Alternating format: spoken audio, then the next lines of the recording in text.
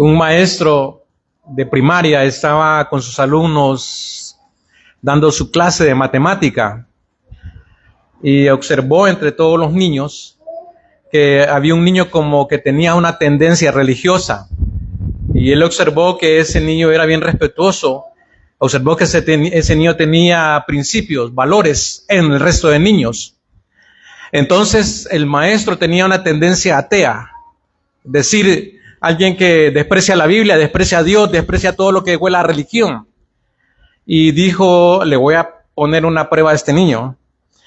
Mira, hijo, le dijo, te doy $5 si me decís dónde está Dios. Le dijo el maestro al niño ante sus alumnos. Viene el niño y le dice, maestro, yo le voy a dar $10 si me dice dónde no está Dios. Y se quedó porque no podía demostrar, el profesor no le podía decir al niño, aquí no está Dios. No le podía decir al niño, aquí no está Dios. No podía. Por lo tanto, llegó a la conclusión de que la convicción del niño sí era buena, era grande. Pues se encontró él con este niño en el salón de clases, del cual con su respuesta le dio al resto de niños, hermanos, una respuesta fantástica.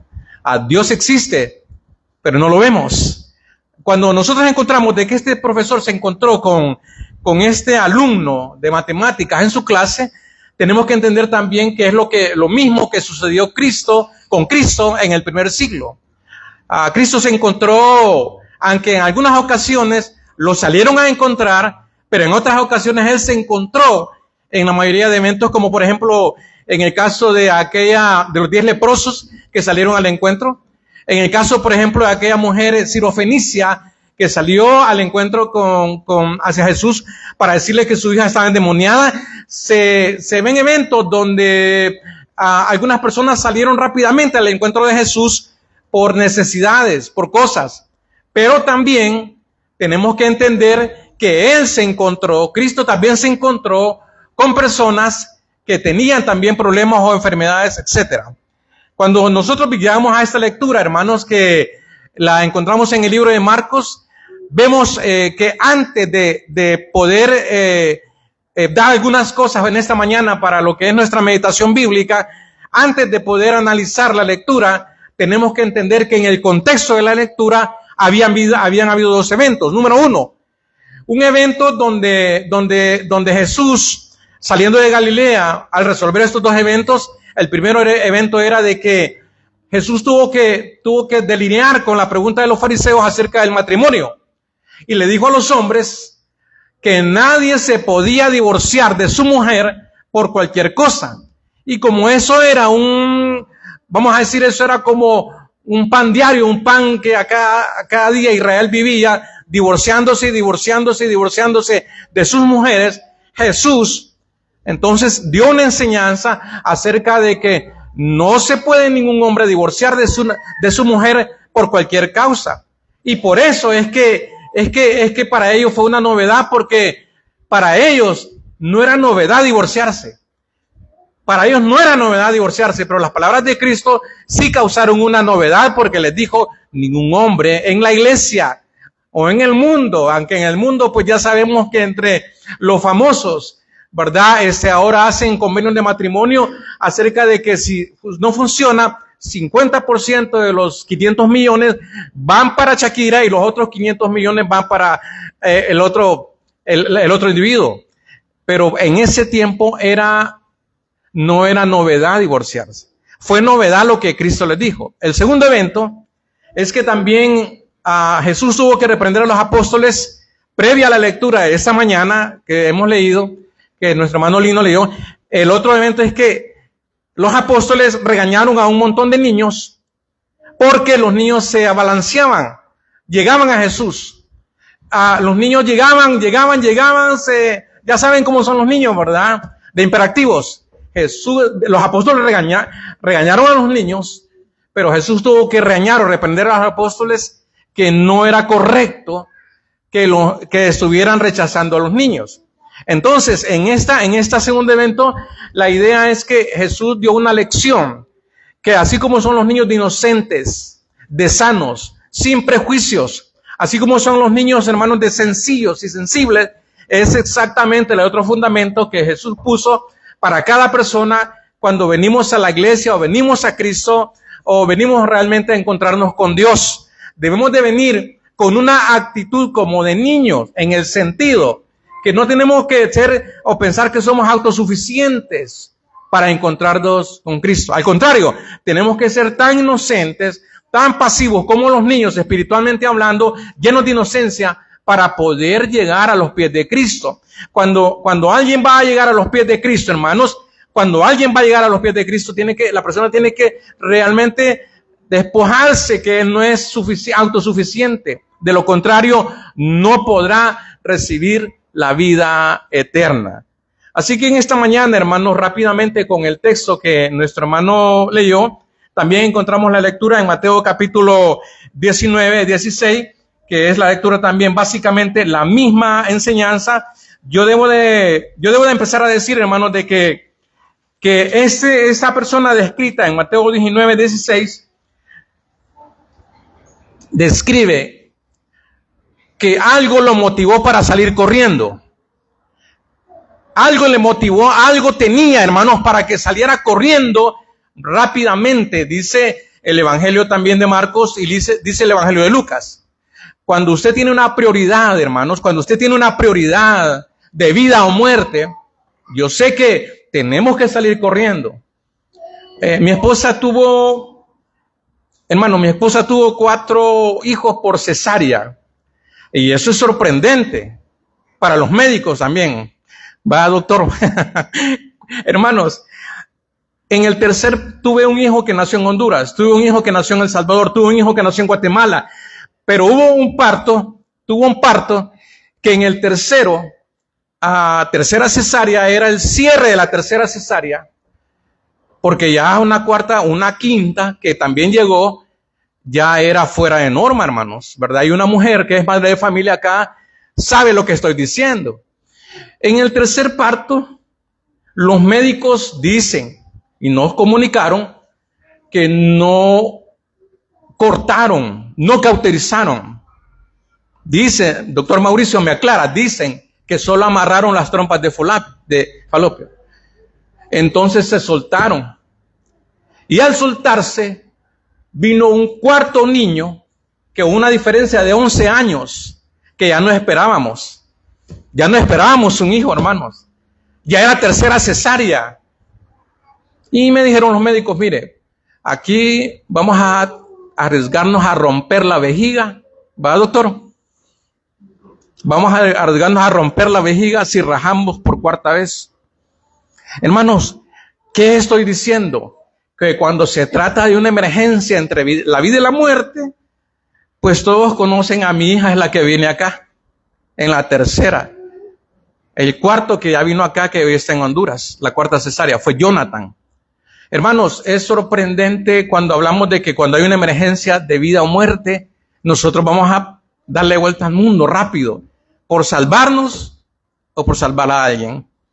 En esta mañana, hermanos, rápidamente, en honor al tiempo, dice la palabra de Dios de que vino un joven corriendo, y dice la palabra de Dios de que se hincó, se postró, cosa que no hace, que hace un rico. Es raro que vaya a hacer esto.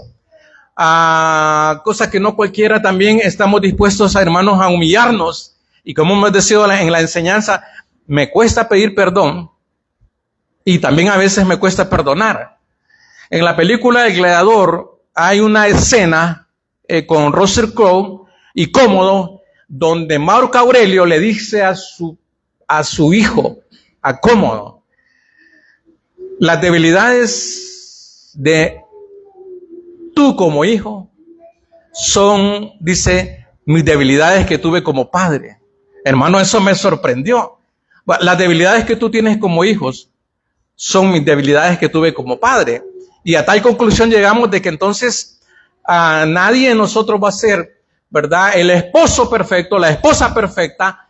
Nadie va a ser el hijo perfecto, la hija perfecta. Nadie va a ser el sobrino, la nieta o nieto perfecto, porque siempre va a haber algo que vamos a necesitar, hermanos, cubrirlo. Y en esa mañana rápidamente, entonces yo estoy hablando de este joven rico, dice la palabra de Dios, que él vino corriendo rápidamente porque tenía una prioridad. La prioridad, hermanos, es que era la vida eterna. La vida eterna tiene prioridad, pero en nuestros sagrados tiempos, hermanos, parece ser que no es una prioridad, hermanos, para el mundo, y va a seguir siendo ese mismo problema. Para la gente no es una prioridad las cosas de Dios. No es una prioridad la Biblia, no es una prioridad la comunión con Dios. Todo lo que son para la gente, hermano, la prioridad es lo que suena. La prioridad es lo que toca. La prioridad es lo que huele. Esa es la prioridad en nuestro mundo, es la realidad, hermanos. La prioridad de la gente es lo que suena, lo que toca, lo que mira, lo que huele. Esa es la prioridad de la gente, pero no hay prioridad espiritual. Sin embargo, aquí encontramos a un individuo que nos llama la atención, me llama la atención, que dice que se fue corriendo. Y cuando llegó y se arrodilló, era un rico, era prominente, ¿verdad? Ya sabemos eso. Era un hombre, hermano, de prestigio. Pero dice la palabra de Dios que una vez arrodillado ante Jesucristo, empezamos a desarrollar algunas cosas importantísimas sobre este evento que me llama la atención, hermanos, porque dice la palabra de Dios que le dijo, maestro bueno. No hay necesidad que yo repita el texto, pero Jesús no se dejó llamar que le dijera bueno. Y le dijo Cristo, solo hay uno bueno en el cielo. Y entonces, hermano, pero ¿por qué no se dejó Cristo llamar o que le dijera maestro bueno? Bueno, algunos dicen porque a Cristo no le gustaba que lo lisonjearan, una lisonja, ¿verdad? Que lo piropearan, ¿verdad? Si vamos a hacer así, nuestro común salvadoreño, ¿verdad? Piropear, ¿verdad? Es agradar a alguien con palabras, pero probablemente esas palabras no son del corazón. Lo que está haciendo el hombre es piropear para conquistar a una mujer, pero esos piropos, esas lisonjas no son del corazón. Pero acá en ese texto, hermano, vemos que Jesucristo no quiso que le dijeran maestro bueno. Ahora Cristo es bueno. Que le dicen amén, hermano. Hermano, Dios es bueno. Y si tratamos de describir cómo es Dios, entonces dijéramos, no tendríamos toda la mañana para decir, hermano, es Dios omnisciente, es Dios omnipotente, o Dios es omnipresente, porque está aquí y está allá. Si tratamos de descubrir, hermanos, quién es Dios en su esencia, no tendríamos tiempo, pero en este texto, hermanos, Jesús no, ante los oyentes también, no permitió que le dijera, más bien, ¿y por qué me llamas bueno? Ahora, solo una persona buena hace cosas maravillosas como Cristo. Y entonces la enseñanza en esta mañana primera es que si él se estaba acercando a Cristo, tenía que entender, este joven rico, que Cristo es Dios, Dios es Cristo. Amén, hermano. Dios es divino. Ahora, sí tenemos que entender que cuando Cristo sube a la tierra, no usó de su divinidad. Eso es importante. Fue 100% hombre, fue 100% Dios, pero no usó la parte divina Jesús. Solo usó la parte divina, la parte humana. Por eso decimos que pues tuvo hambre, tuvo sueño, lloró. Y ayer me dijo Rodrigo, ¿verdad? Hoy no vino Rodrigo, mi nieto, ni mi hija, ni mi yerno. Me dice, Papipito me dice, ¿y cómo es eso que...? No, primero me dijo, ¿por qué lloró Cristo? Le digo, porque fíjate que tuvo una familia que eran amigos de ellos, Marta, María y Lázaro. Y fíjate que cuando murió Lázaro, Jesús se puso a llorar, ¿verdad? Porque él tenía la curiosidad, ¿cómo es que Cristo había llorado? Y me recuerda a mí esa idea en esa mañana que exactamente fue humano como nosotros. Y no hizo uso de su divinidad mientras estuvo en la tierra. Solamente hizo uso de su humanidad para entenderlo a usted y entenderme a mí. Amén, hermano, para entendernos. Entonces es importante, hermanos, en esa mañana entender que en este evento los españoles tienen los españoles en sus Biblias y los españoles en su lenguaje son un poco fuertes, así como los argentinos y los cubanos. Los españoles dicen que que la gente seguía a Cristo porque les daba de hartar. Eso lo predican así. Así predican los españoles. Les daba de hartar. Nosotros no usamos esa palabra. La sentimos un poco fuerte.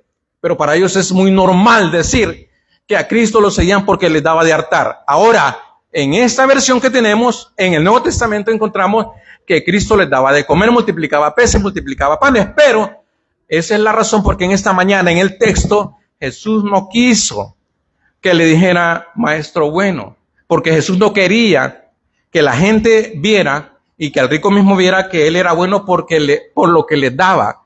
En esta mañana, tercera enseñanza, hermanos, Jesús no es bueno por lo que nos da, si nos da muchas cosas. Jesús es bueno por lo que es diferente. Es bueno, hermano Jesús, por su poder, por su gracia, por su amor, por su misericordia. Pero en el primer siglo eran multitudes y multitudes y multitudes que le seguían porque multiplicaba peces, multiplicaba panes, hacía magia, como dicen algunos, ¿va? Y por eso en el libro de los Hechos quisieron comprar, porque los hechiceros, los brujos, pensaban que Cristo hacía magia con los panes y con los peces. Y en el peor de los casos, en el caso de los ateos, en el caso de los que son escépticos, Jesucristo no anduvo en el agua. Jesucristo usó una tabla de surfear. Ese es el problema. Para ellos, Jesús usó una tabla de surfear en el mar.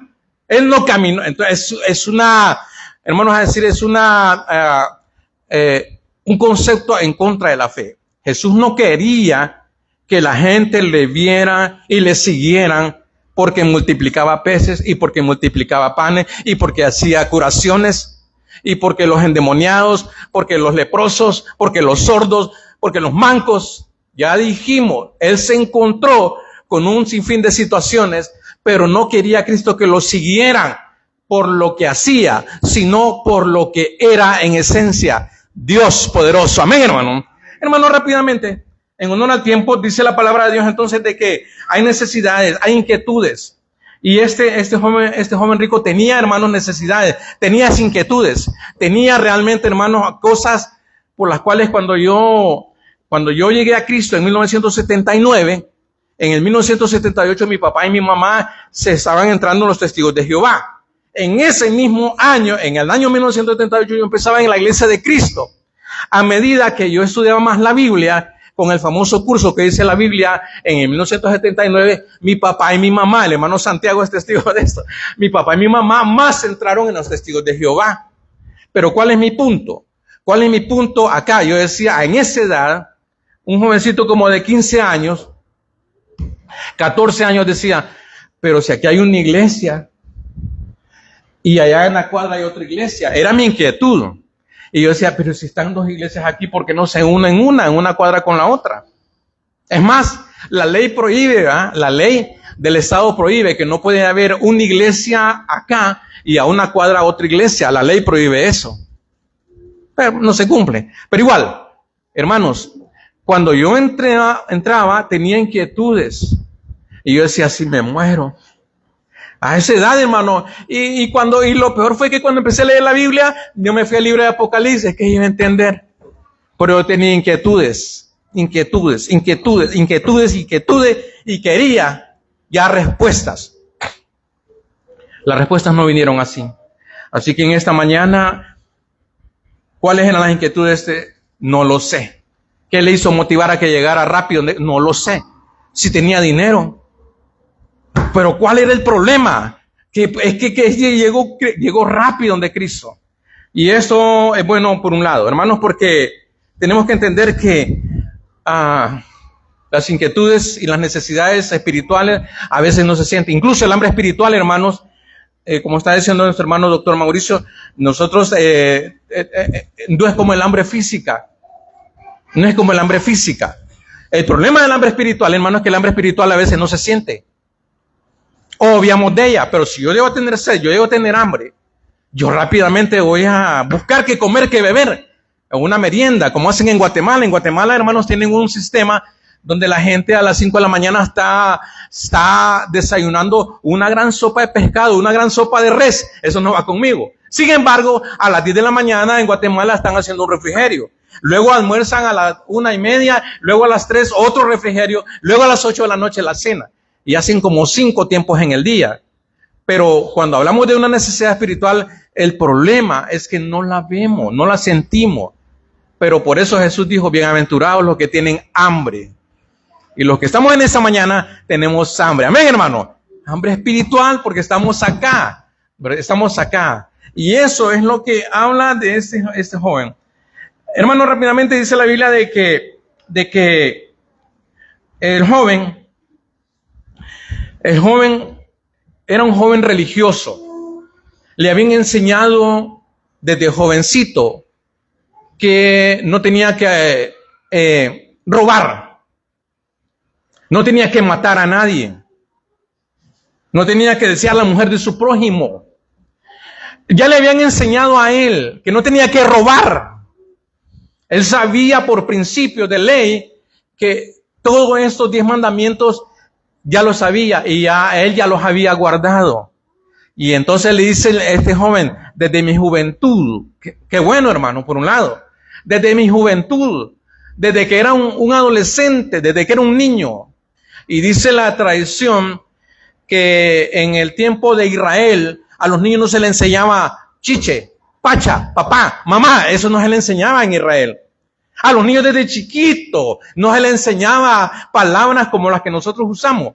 A los niños de pacha, a los niños que no podían hablar o iban a empezar a hablar, lo que tenían que a oír por primera vez, oír, para repetir, era, oye, Israel, Jehová uno es.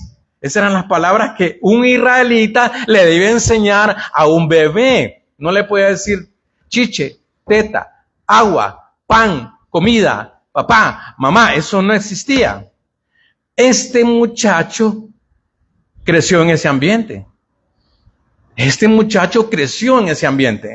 Pero dice la palabra de Dios de que hasta estas alturas él no había tenido lo que tanto deseaba. ¿Qué haré? Pero Jesucristo no le dijo, es que no vas a hacer nada, porque no se trata de cosas materiales.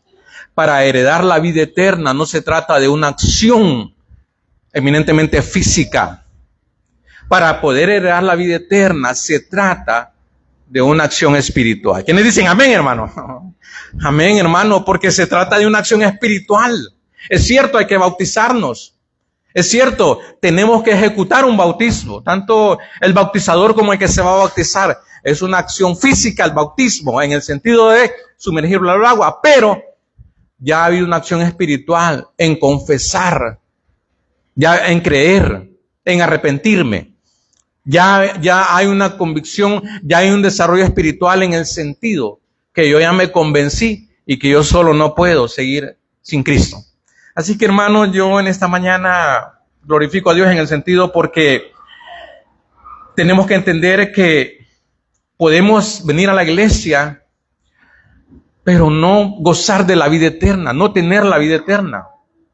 Podemos venir a la iglesia, pero no entender de qué se trata la verdadera vida en Cristo. Tenemos que entender, hermanos, de que se trata realmente de renacer y buscar de corazón, porque el joven ya había crecido, ya entendía, asimilaba, pero había algo que no lo había recibido. Ahora, las últimas 2 ideas. No se iba a quedar mendigo, porque ese no es el punto de la enseñanza. Pues no, hermano, hay cosas paradójicas que suceden en la vida. Yo digo, yo tengo 22 camisas, se lo voy a confesar. Tengo 22 camisas. Y a veces quiero más camisas. Ni me las pongo ni siquiera la docena. Tengo 4 pares de zapatos, 2 tenis y 2 de vestir. Y a veces quiero otro par de zapatos porque me gusta. Y a veces no se trata, hermano, de lo que me gusta o de lo que yo quiero. Se trata de lo que yo necesito. Amén, hermano. Se trata no de lo que yo quiero. Se trata de lo que yo necesito. Y entonces este hombre estaba tratando de encontrar la vida eterna en la forma que él quería. Pero no era en la forma que él quería. En la forma en lo que... Ahora, Dios no nos da lo que yo quiero o lo que usted quiere. Dios no le va a dar lo que usted quiere. Dios le va a dar lo que usted necesita. Amén, hermano. Punto. Dios no le va a dar lo que usted quiere. Dios le va a dar lo que usted necesita. Y lo que usted necesita es salvación, perdón y vida eterna. Entonces, en esta mañana, la conclusión es que mire, aquí hay una mala educación. No, aquí en la iglesia no, en el evento. Aquí hay una mala educación, hermanos, en el evento. Porque dice la Biblia que dejó a Cristo solo hablando. Dice la Biblia que dejó a Cristo solito, lo dejó hablando. Porque Él dio la vuelta y se fue. O sea que el muchacho se regresó. Se fue. Y se fue triste. Hubo un gesto de mala educación. No pudo entender de qué se trataba el asunto. No se trataba de que era mendigo. No se trataba cómo va a vender y quedarse en la nada para después volver a pedir comida, volver a pedir dinero, volver a pedir ropa, volver a pedir zapatos. No se trataba de eso, el evento. Pero él se fue y tuvo que explicar a los apóstoles. Y les dijo que lo que Jesús pretendía era que hubiera un espacio grande en el corazón de él. Porque el espacio que tenía en su corazón este joven era todo lo material. Y Cristo estaba buscando un espacio, una reacción para las palabras que le estaba diciendo. O sea, en otras palabras, hermano, se fue triste porque él no puso su corazón, no enfocó que la necesidad de él era su vida espiritual. No se puso a pensar en eso. Regresó otra vez a pensar en lo material, en lo difícil que era. Por eso hay palabras claves acá. Cuando Jesús le dijo, una cosa te hace falta. Una cosa te hace falta. Y yo en esa mañana le digo a usted, hermana, le digo a usted, hermano, a usted le hace falta una cosa. Pero usted me puede decir, hermano, pero a mí me hacen falta muchas cosas. Pero hablando del tema, hermanos, Jesús solo dice, una cosa te hace falta, le dijo a este muchacho. Y yo a usted le digo en esta mañana, hermano, y me digo a mí mismo, hermano, nos hace falta una cosa. Y yo le puedo preguntar a usted qué le hace falta. Si lo ponemos en una vida espiritual, ¿qué cree que le hace falta? Puede haber un voluntario en esa mañana y me conteste, hermano, se vale. Hermano, alguien que pueda decir qué cree que le hace falta espiritualmente hablando. Un voluntario, una voluntaria. Hablen. Mande. Preocuparse verdaderamente. Si hay algo que nos hace falta, bueno, Santiago por otro lado dice sabiduría nos hace falta, pero igual, si hay algo que nos hace falta, Jesús dijo, una cosa te hace falta. Y esa cosa que a usted le hace falta, Dios la sabe. Y no estoy hablando de cosas materiales. No estoy hablando de cosas materiales. Puede ser paciencia, hermano. Puede ser paciencia, hermano. Podría ser tan sencillo, pero a la vez es grande. Sin paciencia nadie va a llegar a la vida eterna. Hermano, yo le digo a usted, si le hace falta algo, amigo, amiga, si le hace falta algo, porque Jesús ya lo dije, una cosa te hace falta. En esta mañana, eso que le hace falta, Dios se lo va a dar. Miguel trae un himno de invitación. Para poder entonces decir, Señor, esto me hace falta. Obediencia. Que Dios nos bendiga, hermano. Miguel.